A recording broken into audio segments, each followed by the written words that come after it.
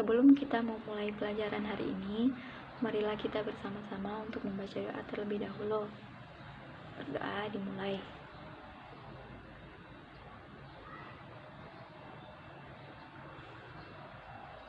Selesai.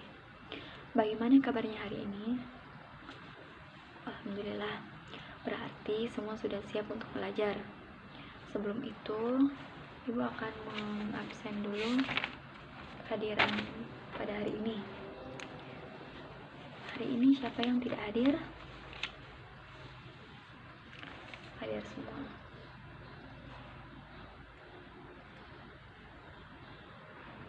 Nah, baik. Hari ini kita akan membahas tentang integrasi dan reintegrasi sebagai upaya pemecahan masalah konflik dan kekerasan. Adapun tujuan pembelajaran kita pada hari ini yaitu 1. Mendefinisikan pengertian integrasi sosial. 2. Menjelaskan syarat-syarat integrasi sosial.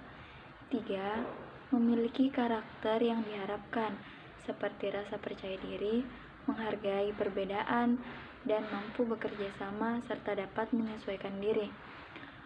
4.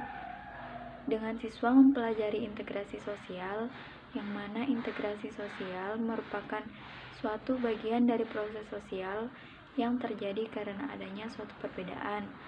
Maka diharapkan siswa dapat lebih menghargai perbedaan dan berperilaku sesuai dengan apa yang ada di dalam norma dan nilai sosial yang berlaku di masyarakat. Ada yang tahu apa itu konflik sosial? Nah, konflik sosial merupakan suatu permasalahan antara dua pihak atau lebih, sedangkan kekerasan merupakan salah satu akibat dari konflik. Untuk itu, diperlukan adanya integrasi sosial sebagai pembaruan suatu hal tertentu sehingga menjadi satu kesatuan. Dapat disimpulkan, kurangnya integrasi sosial mengakibatkan konflik yang berujung dengan terjadinya kekerasan.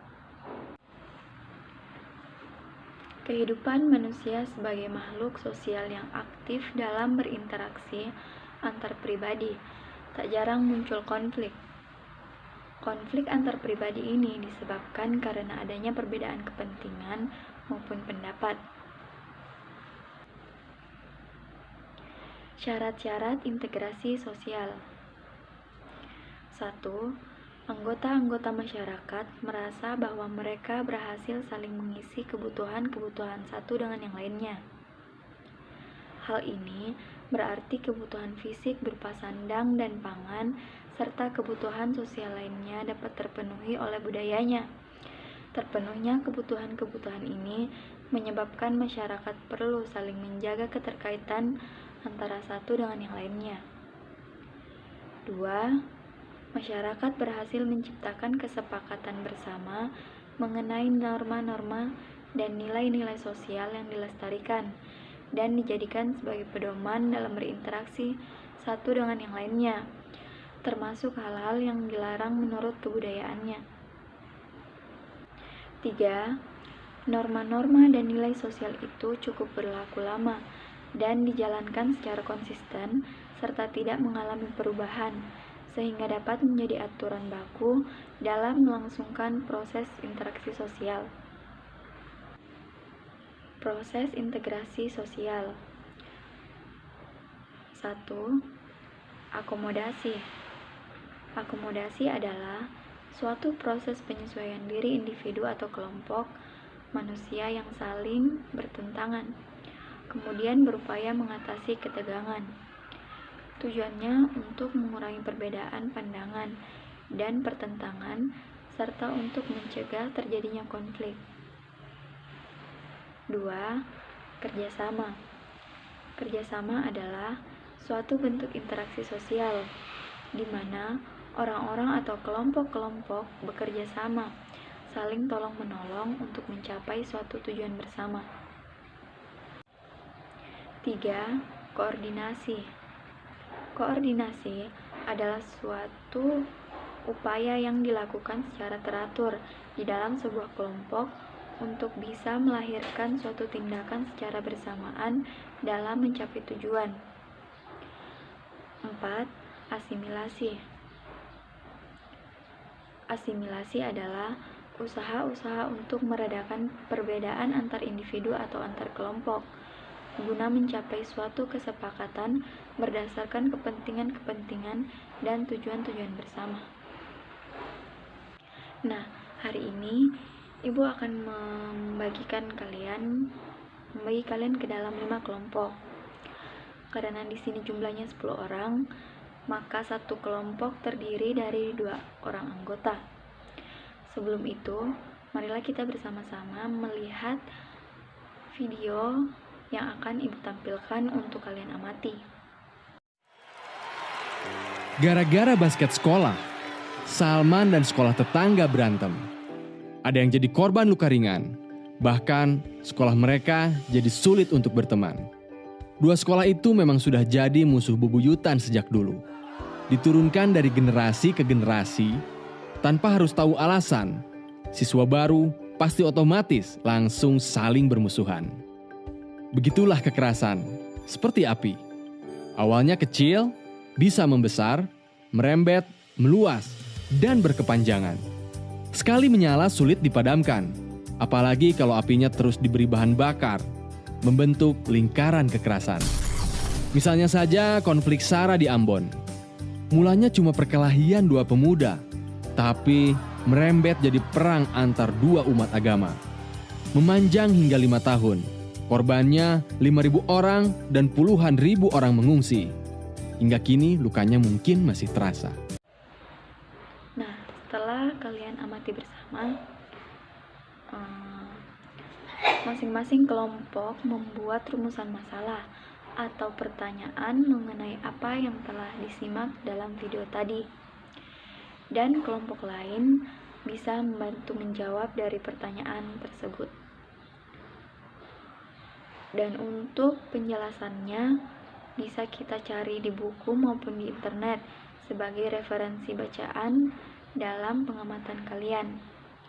Setelah kalian berdiskusi dengan teman kelompoknya, bisa kita lakukan presentasi untuk kita bahas bersama.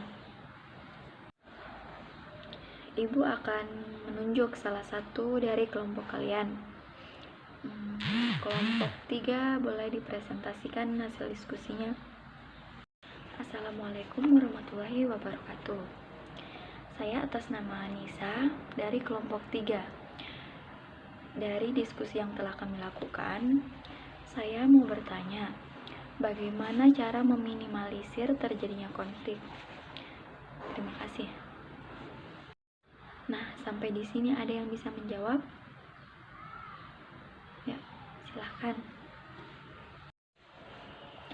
Assalamualaikum warahmatullahi wabarakatuh.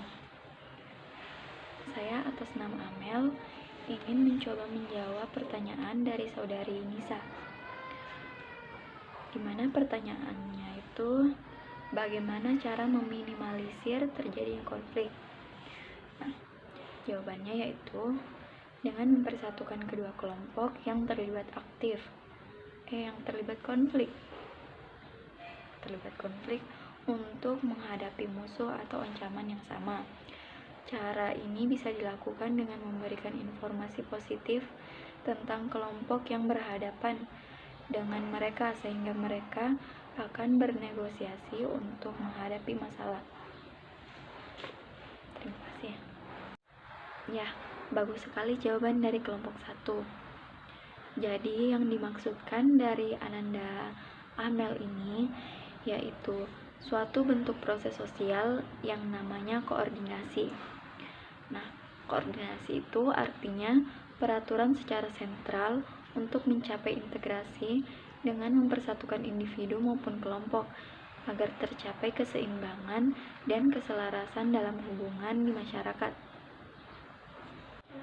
Kesimpulan pada materi hari ini adalah jika integrasi sosial dilakukan untuk menyatukan masyarakat, maka reintegrasi sosial adalah upaya untuk membangun kembali kepercayaan sosial dalam suatu masyarakat.